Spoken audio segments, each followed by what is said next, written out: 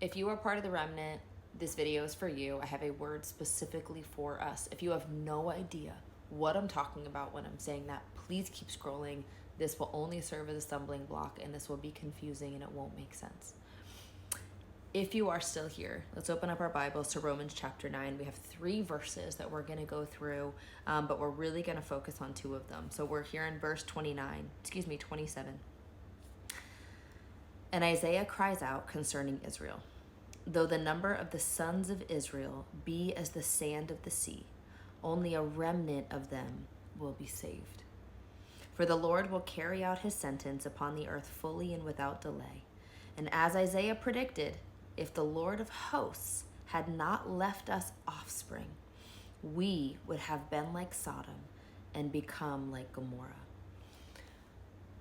Those of us that are part of the remnant that God is talking about all throughout the Bible, that the Lord has preserved for this time.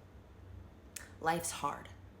Because imagine what it was like being the one righteous person living in Sodom and Gomorrah at the time that Abraham had to go back and save his cousin Lot. Being a righteous person around so much unrighteousness, where there's so much more of them than there is of you, but the power in you is so much greater than any number that could be coming against you. But it still is like this physical struggle, right? Like living in this life, living in the world today. So you're going to have a lot of people that come against you because the enemy has a lot of people on his side. We're part of the remnant. He says, though the number of the sons of Israel be as the sand of the sea, only a remnant of them will be saved. So there are so many people, so many, but only a remnant of them, of us, are those that are saved. And then why, though? If the Lord of hosts had not left us offspring, we would have been like Sodom and become like Gomorrah. God told Abraham that he was going to destroy Sodom and Gomorrah, but to get Lot before he did, basically.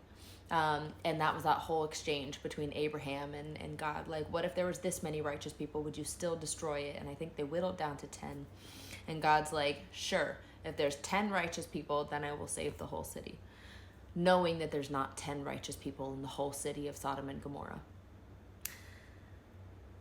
We are here today, and we are dealing with the life and the reality of this world. And it's so challenging because, again, there's so many of them, and there's a small number of us. But we are here to preserve the second coming of the Lord. Otherwise, we would have been like Sodom and become like Gomorrah had the Lord not left us his offspring, which is us, the remnant that he has alive and is waking up every morning to live life here on earth. And the more we detach from the earth, the harder it feels to be in the world. But praise God, because we have each other. So know that, yeah, it's hard. And the Lord has us here for a reason, because we're here to preserve the earth until his second coming, because we are the righteous that's left, that are keeping everything from being destroyed until he comes back. But there are people like us.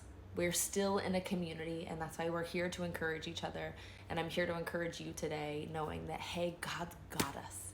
Yeah, it's hard. Yeah, there's a lot of people against us, and there's a lot of them. But the power is in the few of us, not in the lot of them.